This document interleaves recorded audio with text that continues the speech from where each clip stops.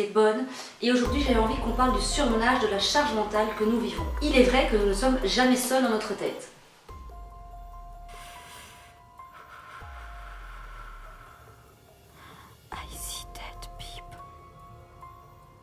Oui, non, ce que je voulais dire, c'est qu'on pense toujours à 36 000 choses en même temps. Et pas assez de temps, notre esprit n'est jamais au repos.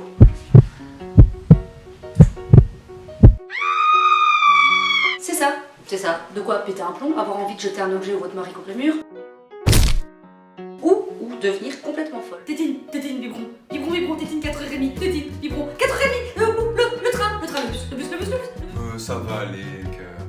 Non, à ce rythme-là, ça ne peut pas aller. Aujourd'hui, nous les femmes, nous portons multiples casquettes. Mère, épouse, infirmière, employée, psychologue. Et si nous étions en fait une réincarnation de Shiva, aux multiples bras? Au final, on pourrait l'être, hein, tant qu'on a de choses à faire. Les tâches domestiques et culinaires, les rendez-vous médicaux, la coordination du planning familial. Le cerveau est submergé par tout ça.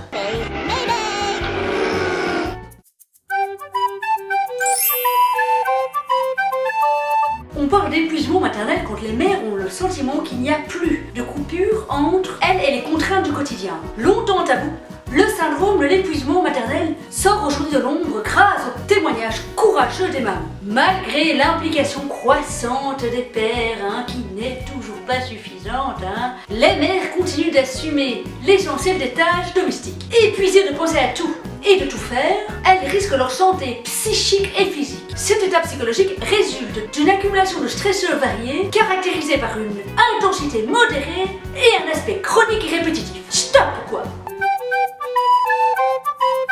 Oui, en gros, on en a plein le cul.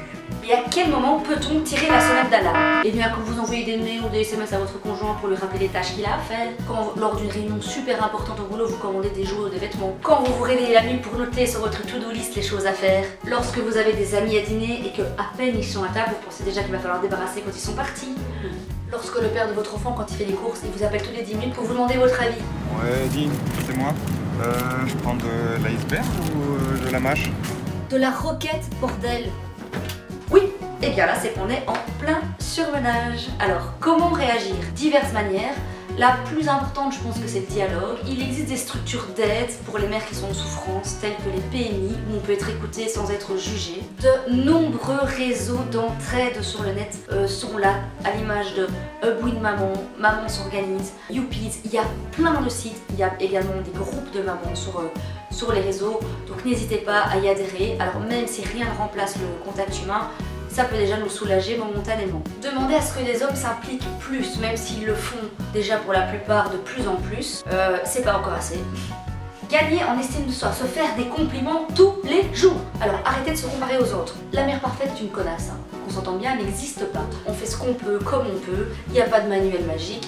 Tout le monde s'en sort très bien à sa manière. S'offrir un petit cadeau après une tâche ingrate. Alors celui-là je l'adore. Ça permet d'injecter un sentiment positif et ça nous fait du bien en fait. Et le petit dernier, et ça c'est super important, apprendre à se dégager du temps. Voilà les mamans. Je vous note en commentaire les sites dont je vous ai parlé, Win Maman, Maman s'organise. Je vous souhaite une super semaine et n'oubliez pas, vous déchirez.